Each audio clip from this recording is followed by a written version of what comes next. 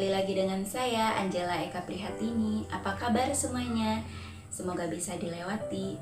Seperti biasa, kita cerita mengenai asam lambung dan gangguan kecemasan. Sebelum lanjut, teman-teman boleh dukung saya.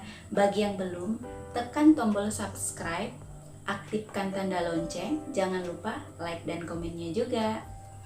Teman-teman, kali ini saya mau cerita mengenai bagaimana dulu saya sebelum mengalami asam lambung dan gangguan kecemasan. Teman-teman, sebelum saya menikah dulu, waktu saya masih gadis, saya sangat mengabaikan pola makan, teman-teman. Makannya tidak teratur, tidurnya tidak teratur. Bahkan saya kalau makan itu saat perut sudah sangat lapar baru saya makan, teman-teman. Makannya juga sedikit, tidak terlalu banyak gitu ya. Sebenarnya kan kita kalau makan sedikit, paling tidak kita sering gitu ya teman-teman, makannya porsi sedikit tapi sering. Kalau saya makannya sedikit dan saya juga tidak terlalu sering makan gitu. Satu hari bisa dua kali. Pokoknya saya makan itu pada saat perut saya sudah sangat terasa lapar. Sering kali saya seperti itu. Tapi kadang-kadang ada juga waktunya makannya teratur gitu. Tapi lebih sering mengabaikan.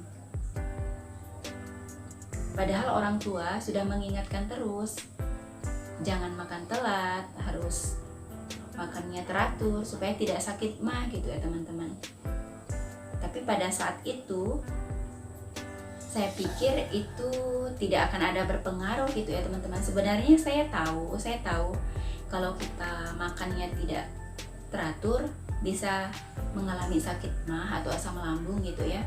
Tapi saat itu saya pikir itu akan tidak berpengaruh sampai separah ini gitu ya teman-teman.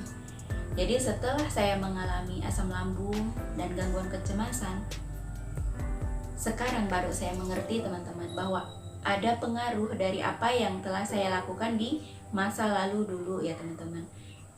Jadi kalau misalnya teman-teman yang sekarang yang sedang menonton video ini, kalau teman-teman belum mengalami asam lambung, ya teman-teman jaga pola makannya, pola hidup, pola pikir. Jangan sampai teman-teman itu mengalami sakit asam lambung teman-teman. Karena sakit lambung ini bagi orang yang sudah mengalaminya itu sangat tahu ya bagaimana rasanya. Apalagi asam lambung yang GERD yang disertai dengan anxiety atau gangguan kecemasan ya teman-teman. Itu luar biasa sekali rasanya teman-teman. Karena saya memang sudah mengalaminya gitu ya. Apalagi pada saat kita mengalami nyeri di ulu hati kita mengalami kepala kita pusing, perut kita begah, itu sangat luar biasa sekali rasanya teman-teman. Perjuangan kita melewatinya itu. Begitu juga saat kita mengalami gangguan kecemasan. Karena kalau pengalaman saya dulu ya teman-teman, kalau misalnya saya sakit, kalau misalnya kecemasan saya datang, itu selalu datangnya itu tiba-tiba gitu ya teman-teman. Misalnya nih, dulu kan waktu saya masih kerja ya, saat saya sedang fokus bekerja, misalnya sedang fokus nih, sedang asik mengerjakan sesuatu, sedang mengetik misalnya ya, tiba-tiba cemas gitu teman-teman. Tiba-tiba cemas itu datang, langsung tangan kita langsung dingin, telapak tangan ya langsung berkeringat, jantung langsung berdebar-debar. Itu sangat luar biasa teman-teman rasanya. Seperti kita itu hampir mau roboh gitu ya badan kita. Seperti kita akan jatuh pingsan, atau seperti kita akan mengalami seperti kita akan meninggal atau apa gitu ya teman-teman. Pokoknya sangat luar biasa teman-teman. Dan pengalaman saya juga kalau saya mengalaminya di rumah ya, biasanya itu sering munculnya kan pada malam hari kecemasan saya teman-teman. Misalnya saya tiba-tiba perasaan saya kurang nyaman dan kecemasan saya muncul nih, sudah muncul gitu ya. Telapak tangan sudah dingin, sudah ada keringat di telapak tangan, telapak kaki. Saya pasti langsung meraba denyut nadi. Kemudian saya berusaha mencocokkannya atau menanyakannya dengan suami. Saya berusaha menyuruh suami untuk meraba denyut nadi saya di sini ya. Apakah teraba atau tidak? Suami bilang teraba gitu ya. Tetapi menurut saya itu tidak teraba teman-teman, karena saking saya cemas gitu ya. Menurut saya itu tidak teraba dan tangan saya sangat dingin. Tetapi suami saya selalu bilang,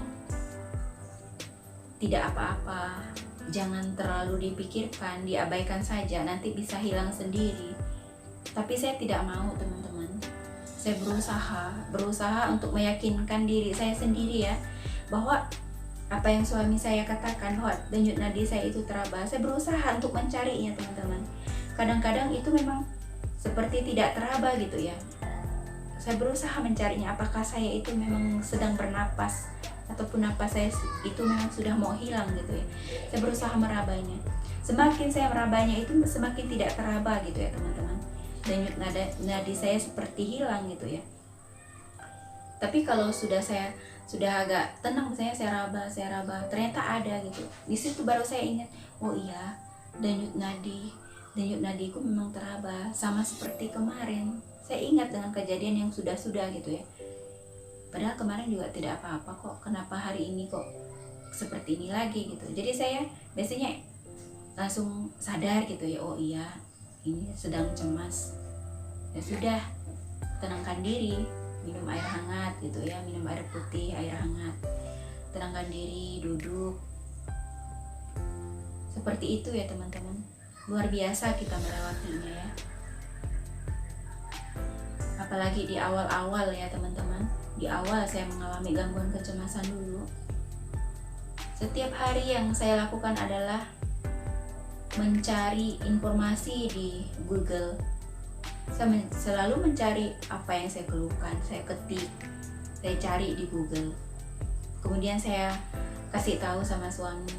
Tapi suami bilang ya, jangan terlalu mencari tahu gitu ya. Dan kalau memang sudah tahu itu adalah sakit lambung dan gangguan kecemasan, ya jangan dipikirkan lagi, diabaikan saja. Tetapi saya tidak puas teman-teman, karena kok hari ini lain lagi keluhannya gitu ya, selalu berbeda-beda. Biasanya kan teman-teman hari ini kita mengalami, misalnya hari ini kok tenggorokan mengganjal ya. Kalau kita GERD itu kan asam lambung kita kan ya ke atas ya, jadi di sini kita itu terasa mengganjal, terasa panas gitu ya teman-teman. Wah, hari ini lainnya, terus besoknya kok sepertinya ada yang bergerak-gerak di perut kita gitu ya teman-teman. Kadang sepertinya jantung kita kok kayak berpindah gitu ya, seperti ada yang berdenyut di perut atau di sebelah kanan. Padahal jantung kita kan kita tahu posisinya di sebelah mana, tapi kok jantung saya tiba-tiba kok sebelah sini gitu ya.